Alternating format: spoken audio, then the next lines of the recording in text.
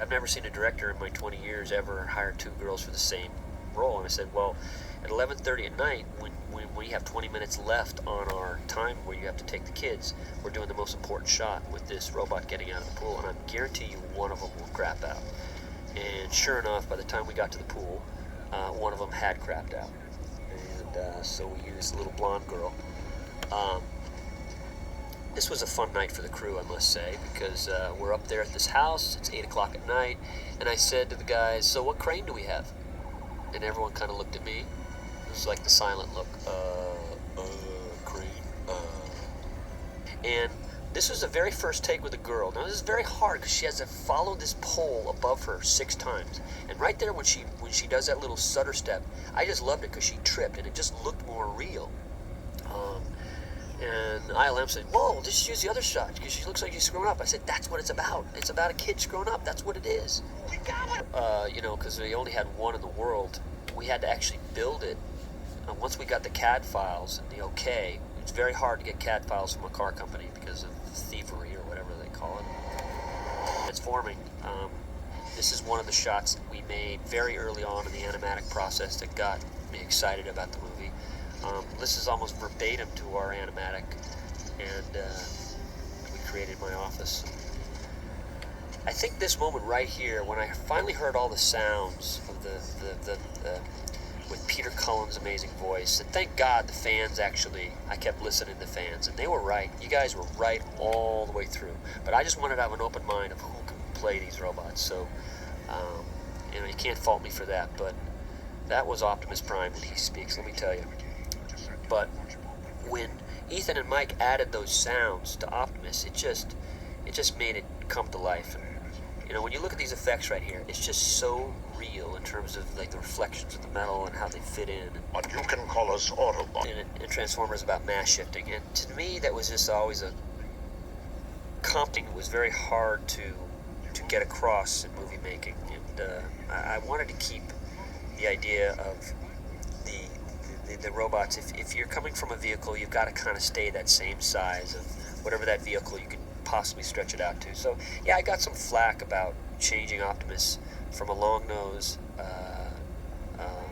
from a flat nose to a long nose, and the long nose just made him so he can be 28 feet instead of the 20 feet that he would have been with a flat nose truck. And I got a lot of flack for that. And then I got more flack for putting flames on Optimus. Boy, I mean, it was literally death threats all started over again. And the damn you, Michael Bay, and whatever the hell it was. I mean, it's just, I wanted flames. I mean, if you want a pink house, I want a green house. What's the difference? I'm the director, and that's what I wanted. I knew the flames were barely visible when you saw him when he was transformed, and it kind of gave the impression that he had ribs. And it was a picture of a truck that I saw, and I wanted to copy it.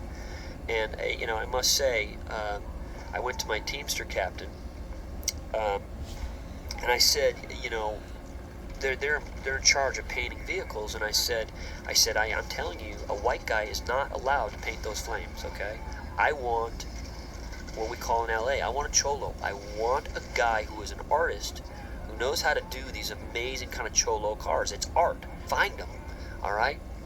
And so the funniest picture I got in this entire movie was our guy. He's from Mexico.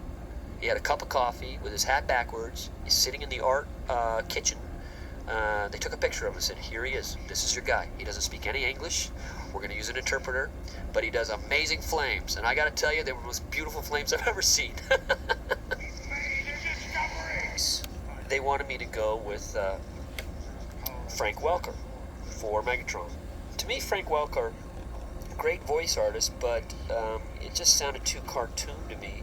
And I don't think I could really tell Frank to change it for this movie. It just wouldn't feel right. So early on in the process, when I picked certain actors to be what I would interpret that character to be, like, let me give you an idea. Liam Neeson was Optimus Prime. Michael J. Fox was Bumblebee. Hugo Weaving was Megatron. And just in terms of movies that I wanted the artist to look at, to kind of emulate, not the way they move, but just how regal, like Liam Neeson is to Hugo Weaving, and it's just his voice, Hugo's voice, just kept sticking in my head for Megatron. Lorenzo Bonaventura, who used to run Warner Brothers, he did the Matrix movies, and he called Hugo and got him into doing this. And Hugo was down in Australia, and I was directing him from here via iChat, and they had the movie down there, and it was amazing how I was able to direct him so far away and modern technology. But he just has an awesome voice for Megatron. That dog, you don't say nothing. You just kind of have this adrenaline that carries you, for a full year and a half, 2 years through a movie. But one day, I had a little vacation down in Cabo because I guess there was a union break we had, I leaned down in the elevator of Air Force One. I'm like, uh-oh, maybe got a little Cabo Wabo, something going on there. And within an hour, I just got violently sick with the flu. And I'm sitting in my chair, and I'm shaking, and I'm sweating, and I'm like, I'm okay, I can direct, I'm okay. And you know how you get when you get fluey. So I went outside of the trailer, and I had to lie down on the asphalt because I was so cold, shivering. My producers, Ian Bryce, is standing there, says, buddy, you gotta go. I said, no, I've never gone home, ever in my career, gone home sick. No, I'm not going home.